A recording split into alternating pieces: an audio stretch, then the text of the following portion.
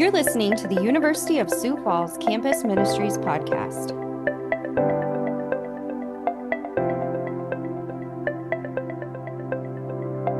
Hi everyone, my name's Matt Stiles and I serve as the campus pastor at the University of Sioux Falls. On this podcast, we have conversations with USF staff, alumni, students, and experts in the community to help us better integrate the Christian faith into our particular field.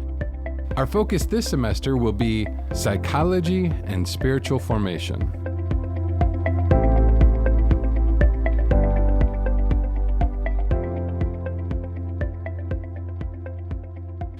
Today on the Campus Ministries podcast, we welcome Dr. Andrew Beck.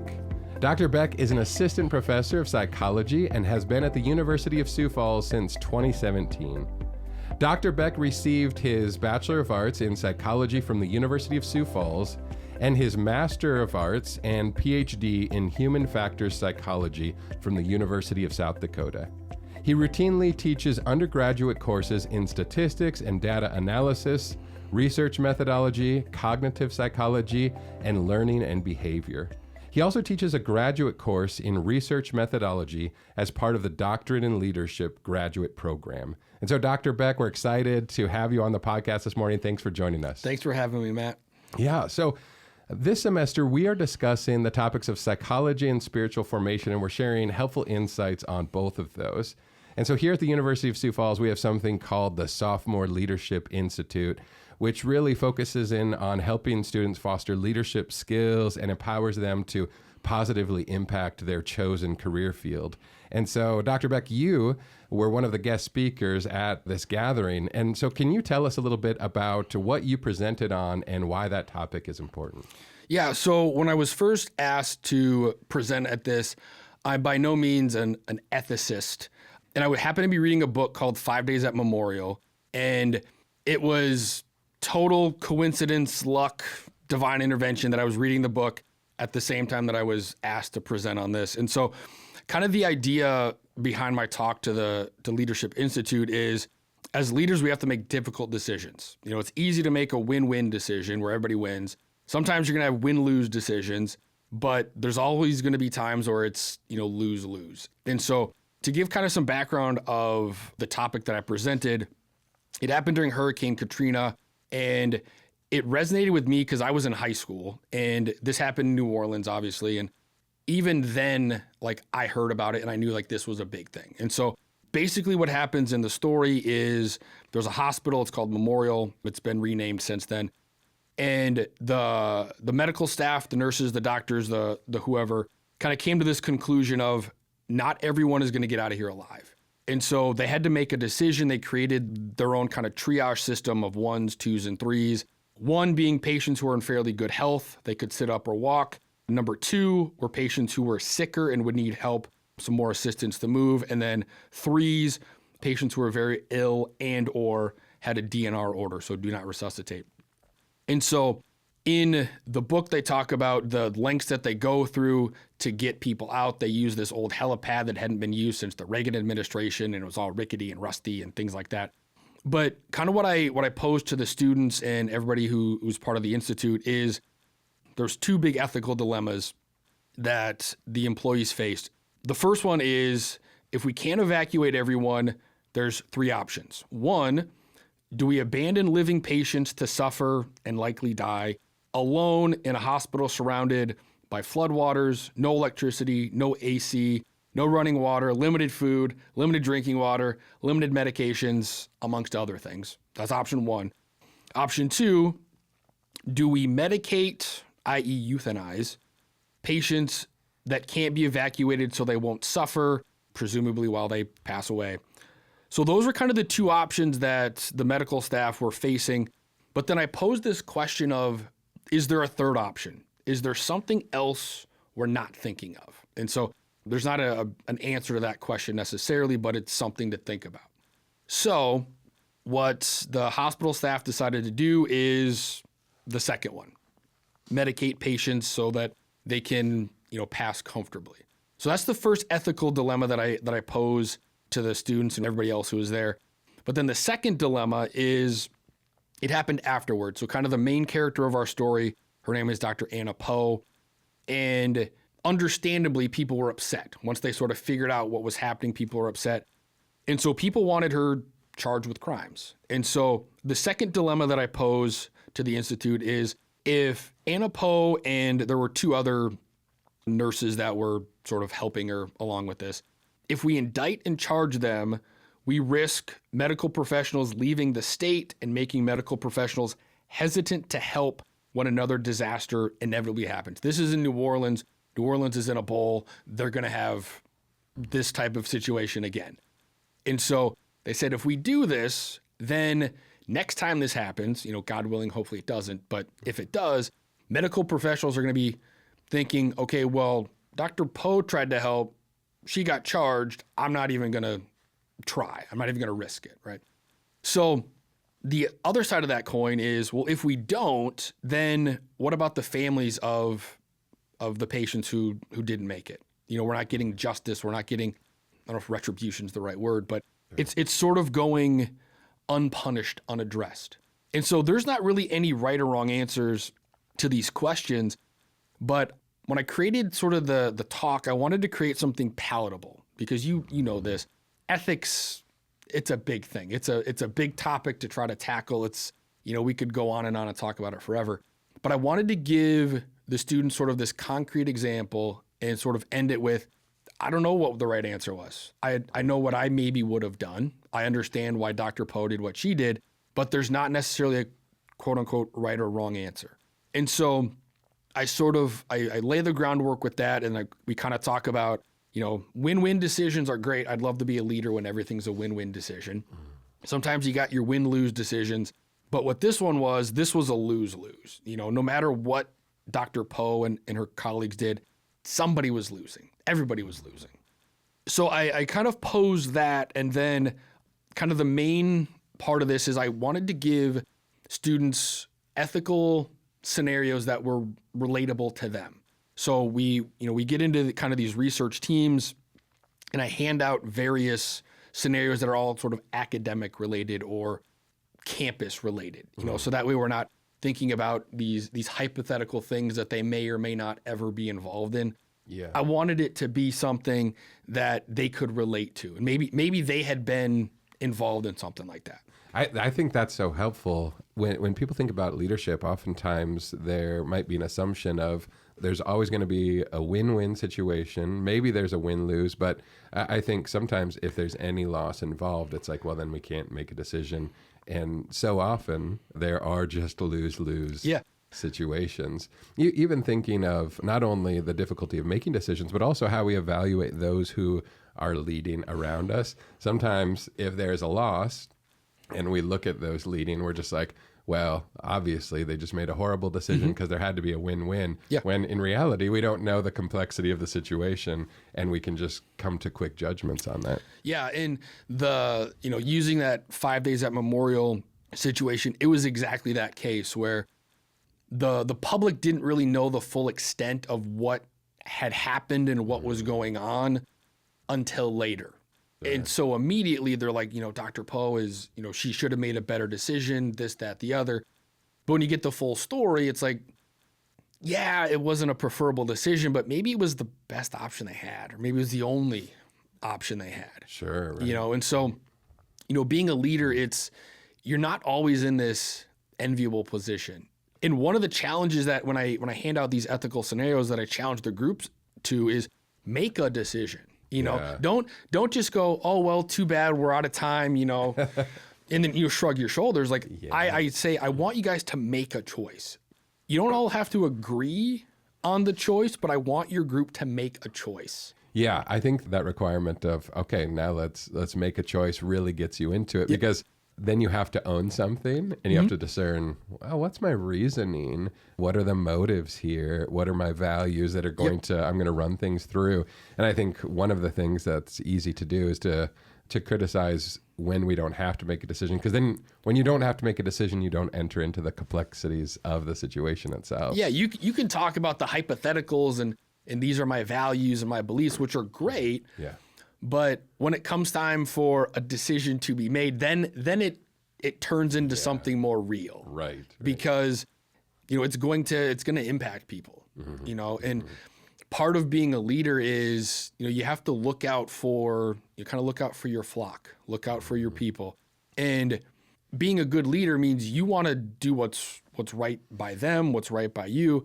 And it might not always be like this nice, simple, clean cut, black and white thing where it's like, you might upset some people. You might offend some people. Some people might be mad at you, but a decision's got to be made. I shared in a different episode on the podcast this quote from Eugene Peterson, where he was talking about the role of a pastor. And he said, pastor and serving as a pastor is letting people down at a rate they can handle. And I think we talked about that it's not always at a rate they can handle either. It's just sometimes it's just pure letting people down. But just leadership generally, sometimes that happens. And so figuring out how to do that and do that well is an important task. You talked about having some everyday situations that were different cases that you would give to the group. Can you share some of those of what that would look like? Yeah. So I just picked one at random, and this is not only relevant to like students, but this is also relevant to me. But the scenario is as follows. It says, during a group project, you discover that one member of the team is consistently not contributing, but still expects to receive the same grade as everyone else. The other group members want to report this to the professor, but the non-contributing member is a close friend who is going through a difficult time. Then the question is, should you join the group in reporting the friend, ensuring fairness in grading, or protect your friend's grade by staying silent and potentially undermining the group's effort? In 2 of the classes that I teach, we do a big group project, and I deal with this almost every single semester. I let them have a say in like who they want to work with, and oftentimes I want to work with friends, teammates, whatever. But inevitably, there's always going to be, relatively speaking, that underperforming group member. Sure. And as a student, coming from the student perspective, it's like, well, this is my friend, this is my teammate. Sometimes it's my roommate, sometimes it's my sibling, sometimes it's my significant other, and I don't want to ruin that relationship or damage that relationship over a group project. Sure, yeah. And so I understand that part, but then looking at it from my perspective, sometimes,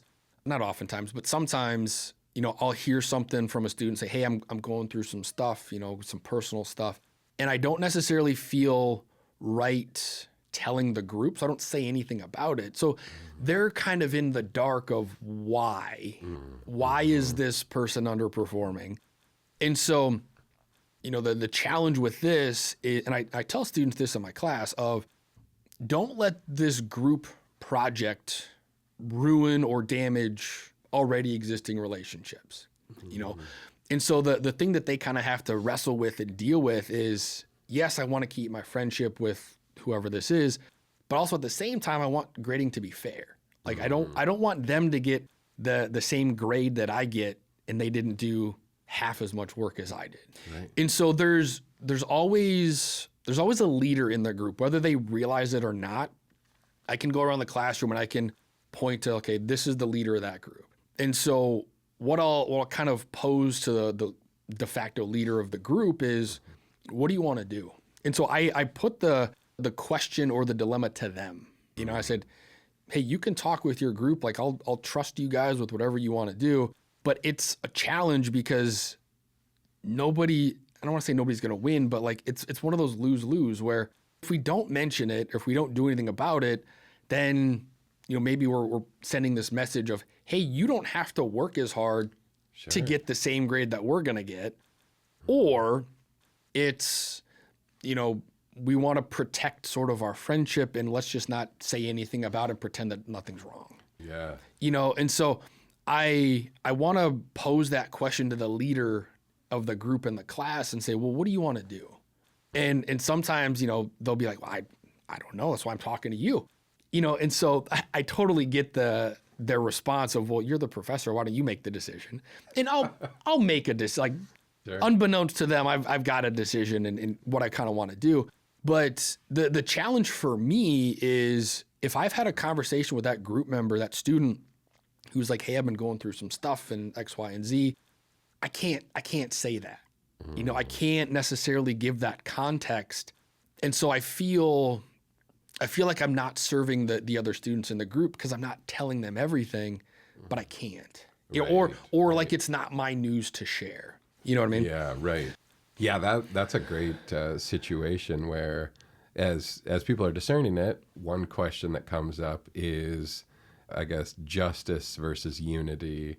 Do I maintain unity at the expense of justice in this situation, or do I pursue justice at the expense of unity? And is there a way that they can coexist? Which I feel like it's helpful too, because as you're teaching that, what a lesson for the students, where they not only are learning about whatever the topic is or the presentation is, but they're getting experience of like, okay, I'm going to have to be around other people. I'm going to have to make some of these decisions. And what a great opportunity for them to develop those skills. Yeah, and like what I see quite often, honestly, is that unity part of, hey, this is my friend, this is my teammate, this is my person. And if I have to sort of take, you know, a ding sort of personally for them, I'll do it. Sure. You know, like every once in a while I'll get, you know, a group, they'll throw somebody under the bus. But honestly, like more often than not, it's, okay, we're together, we're a group, we're going to get what we get. Sure. You know, even if it's not necessarily fair, even if I'm not necessarily getting the individual recognition I think I deserve. Yeah. You know, a lot of times the groups go with that unity aspect of like, Interesting. hey, this is who we are. This is the group that we got. This is our team. These are our people. We're going to stick to that. And I absolutely admire that of like, it's a very selfless thing, because, you know, I'll have students who I know that they could do this on their own. Like they could do this whole project. Like they're just excellent students, and, you know, they don't necessarily need it to be a group thing, but they're like, I'm willing to sacrifice a little of me for the sake of my group, my friends, people that are important to me. I think of, with that example too, how if there's a project, I wonder if the default to unity can sometimes depend on the duration of whatever they're doing. Just thinking if it was like a long-term job, and that they'd probably default to unity to start with. And then I wonder if there's a certain point where it'd be like, okay, how do I even approach this? And within the two options too, we tend to think it's one or the other. And is there ways that we can build or equip others without just going after them? But that's what they learn in that. Yeah. project. In like the class, it's the group project is just encompassed in the one class. So like once the semester's over, like it's done. And part of me wonders, I've never asked a student this, but like part of me is wondering, you know, if that's part of their decision-making process of, hey, it's one class. You know, it's a portion of a grade for one class, you know. And so I'm wondering if they're thinking, like if that's their line of thinking. Sure. Because if this was maybe like a year-long thing or like 2 years or, you know, whatever, I wonder if their decision-making would be different of, hey, I can do sort of this one-time thing as opposed to sort of this prolonged sacrificial piece to it. Right. You know, it's like, I think they might be thinking, hey, I'm okay on this one-time basis. But if it happens over and over and over and over, then it sort of changes that whole conversation. Right, you know? right, yes.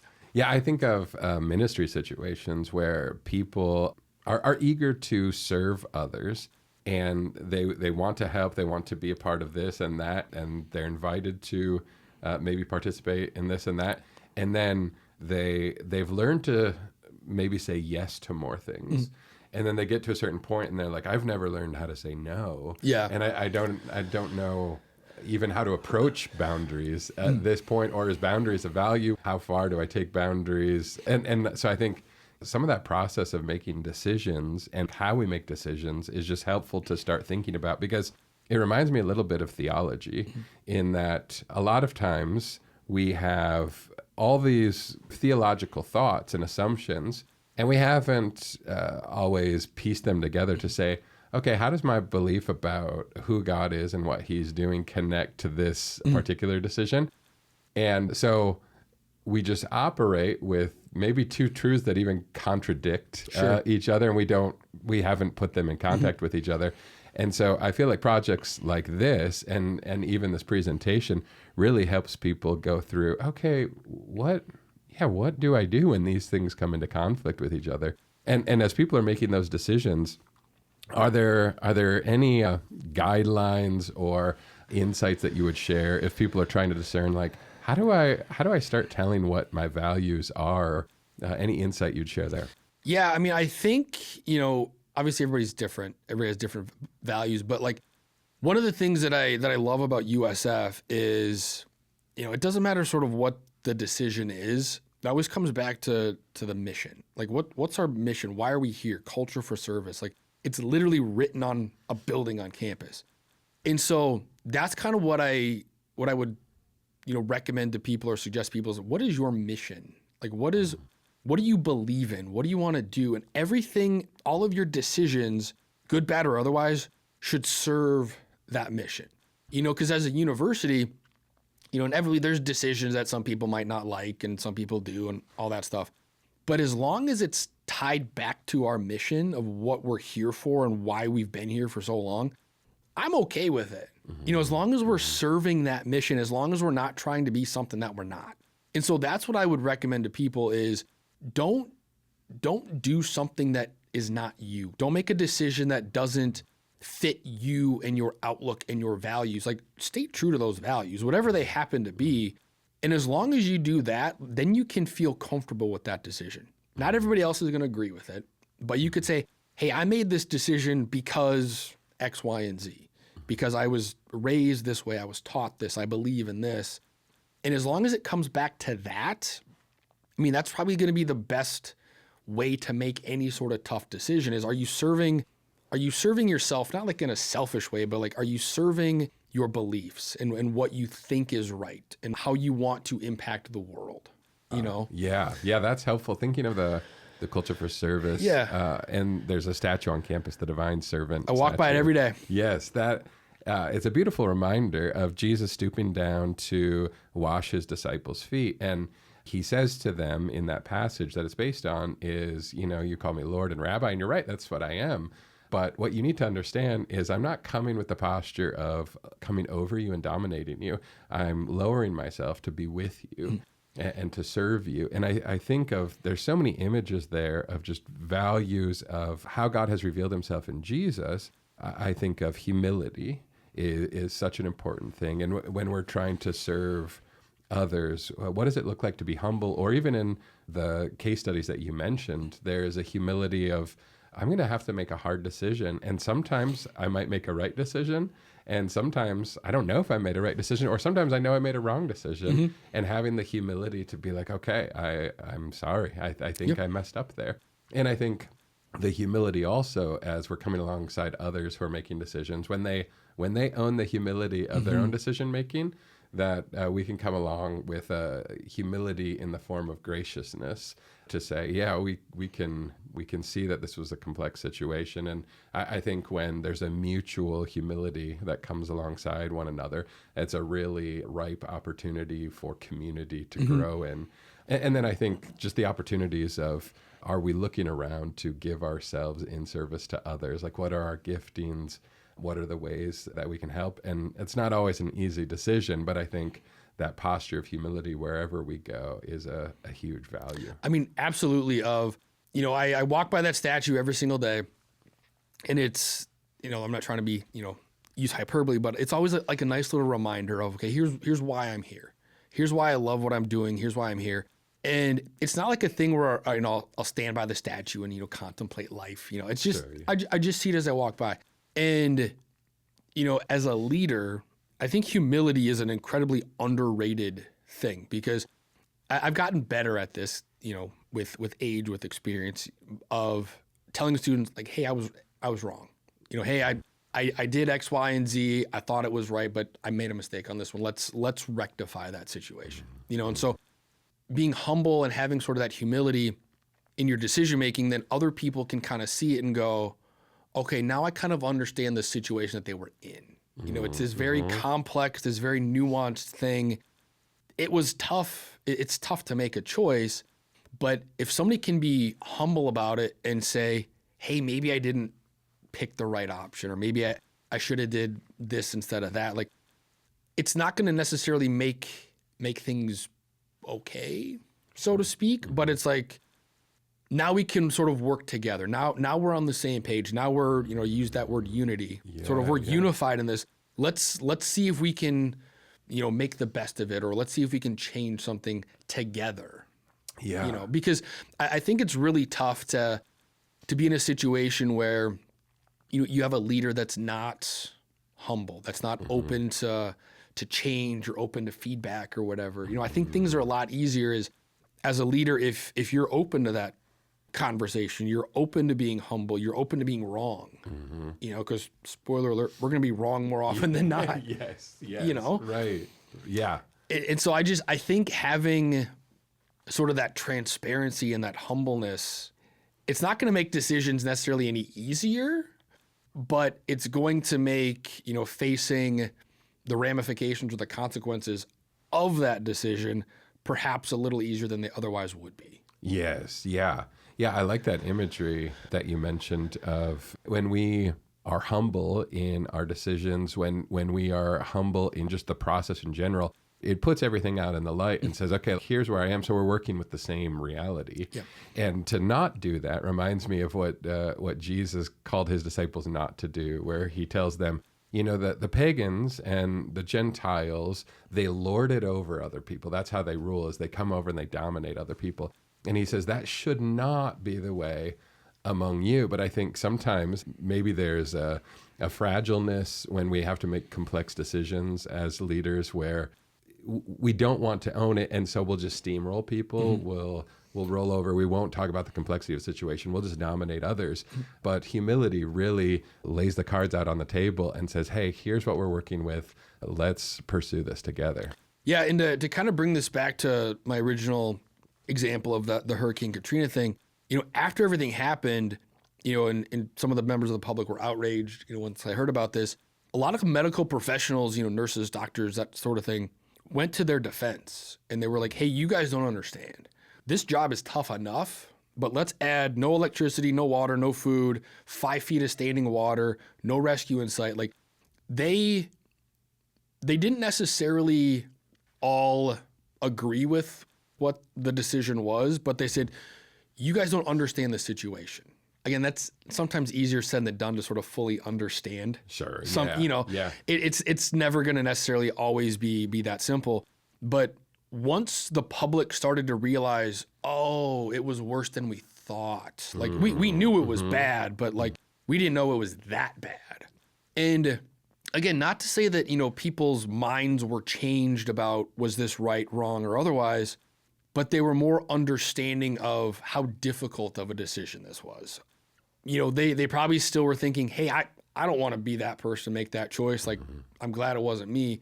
But they can have more of an appreciation for this was really tough. Like, I thought this was a bad situation. I thought this was a tough decision.